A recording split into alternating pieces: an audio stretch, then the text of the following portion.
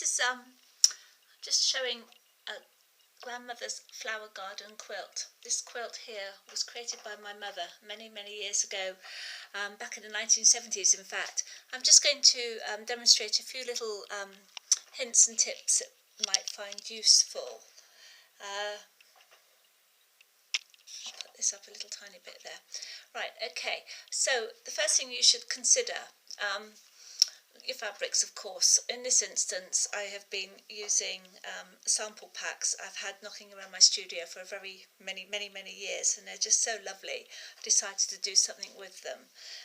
The colours the patterns don't match, but I've just sort of compiled them together. They look great.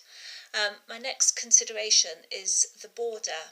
You can have 1 or 2 borders rounds around the central 7 hexagon rosette. If you Google grandmother's quilt images, you'll find loads on the internet.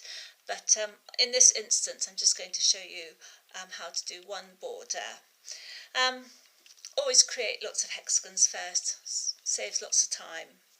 And it also gives you an idea of how much fabric you might need. Talking of which, when you are creating a large piece of work, you want to make sure that you've got loads of the right fabric, otherwise you don't want to run out halfway through. So when you're doing borders and connecting rosettes together, this is not going to be enough. I've got about 1 metre there. Not enough, no, not at all. You really want to go for 3 or 4 metres. Make sure you've got more rather than less, because it can always be used in other ways later on. You can always use it for backing, but always make sure you've got more fabric than you need. Right, so I've actually sewn together a few little 7 hexagon rosettes, all quite random colours. I'm going to do 1 border now. As can be seen here, I've actually sewn together enough to complete this round. Note, I'm using a cream colour fabric, so it's important to use a cream colour fabric to match your cream colour thread, or thread to match your fabric. The stitches on here are quite small. You always start right in the very corner, and you do lots of little tiny little over stitches, 2 stitches to end.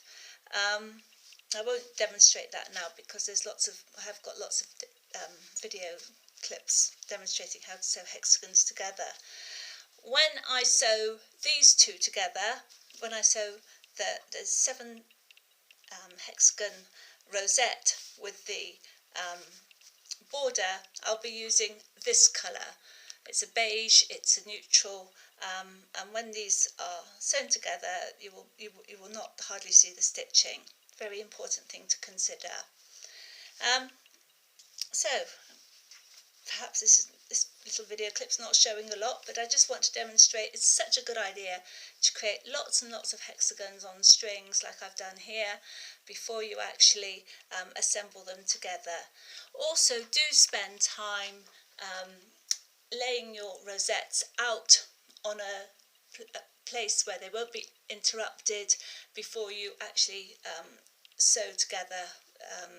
Decide what your final design is going to be. Just lay things out, leave it for a few days, pin them to a carpet, pin them to a bit of cardboard or something like that. Any obvious mistakes of colour combinations and ones that just don't look right together, you can always just quickly swap them around.